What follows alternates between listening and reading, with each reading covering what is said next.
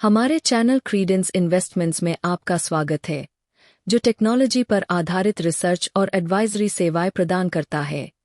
यह हमारी श्रृंखला म्यूचुअल फंड से संबंधित टर्मिनोलॉजीज का दूसरा भाग है। आज हम एक बहुत महत्वपूर्ण विषय पर बात करने जा रहे हैं। म्यूचुअल फंड्स का वर्गीकरण या क्लासिफिकेशन क्यों किया जाता है और इसे कैसे किया जाता है। म्यूचुअल फंड्स के इतने सारे प्रकार होते हैं कि इसे समझना कभी कभी थोड़ा मुश्किल हो सकता है, और यहीं पर क्लासिफिकेशन काम आता है। म्यूचुअल फंड्स को क्लासिफाई करने से हमें यह समझने में मदद मिलती है कि कौन सा फंड हमारे लक्ष्यों, रिस्क लेने की क्षमता और इन्वेस्टमेंट पीरियड के अनुसार सबसे अच्छा है। आप ऐसे समझ सकते हैं जैसे हम अपनी अलमारी को अलग अलग प्रकार के कपड़ों में बांटते हैं। कैजुअल्स, फॉर्मल्स और जिम वियर, हर कैटेगरी का अपना एक उद्देश्य होता है। तो म्यूचुअल फंड्स का क्लासिफिकेशन क्यों किया जाता है? इसके 3 मुख्य कारण हैं। रिस्क को समझना। सभी फंड्स का रिस्क एक जैसा नहीं होता। क्लासिफिकेशन से हमें पता चलता है कि कौन से फंड्स हाई रिस्क वाले हैं और कौन से लो। निवेश लक्ष्य या इन्वेस्टमेंट ऑब्जेक्टिव्स।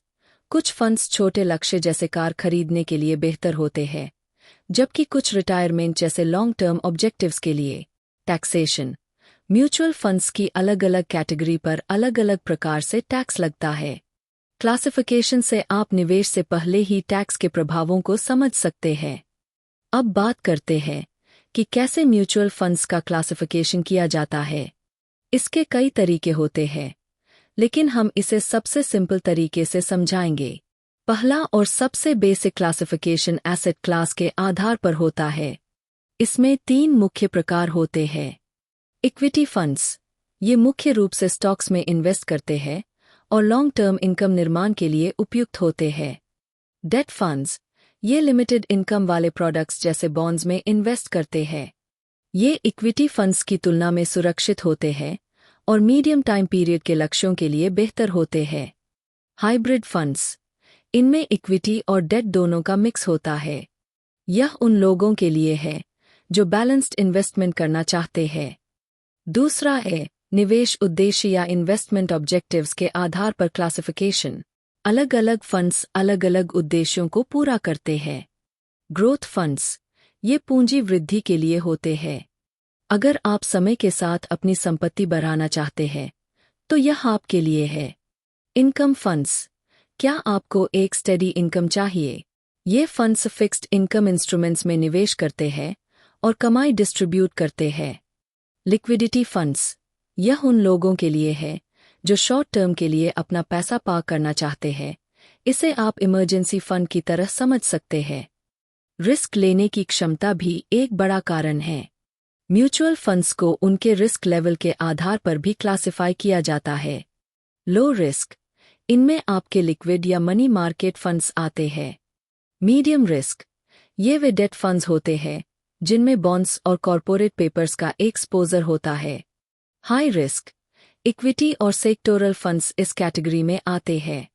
इनमें आप अधिक कमा सकते हैं, लेकिन रिस्क भी उतना ही ज्यादा होता है। फंड की संरचना भी महत्वपूर्ण होती है।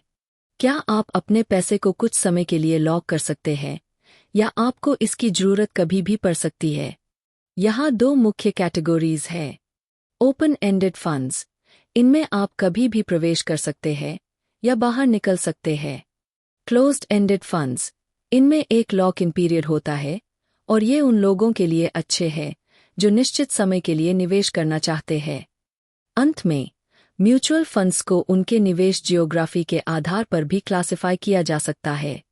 डोमेस्टिक फंड्स, ये केवल भारतीय बाजारों में निवेश करते हैं। इंटरनेशनल फंड्स, ये विदेशी बाजारों में निवेश करते हैं। तो दोस्तों, ये थे 5 प्रमुख तरीके जिनसे म्यूचुअल फंड्स का क्लासिफिकेशन किया जाता है। चाहे आप लो रिस्क वाले फंड्स खोज रहे हों, टैक्स एफिशिएंट फंड्स या इंटरनेशनल इन्वेस्टमेंट, ये कैटेगरीज आपके लिए सही फंड चुनने में मददगार होती है। अगली कुछ वीडियोज़ में हम म्यूचुअल फंड्स के प्रकारों को एक-एक करके समझाएंगे। देखने के लिए धन्यवाद। Mutual fund research and analysis के लिए हमारे चैनल को सब्सक्राइब करें, बेल आइकन दबाएं, कमेंट करें और शेयर करें।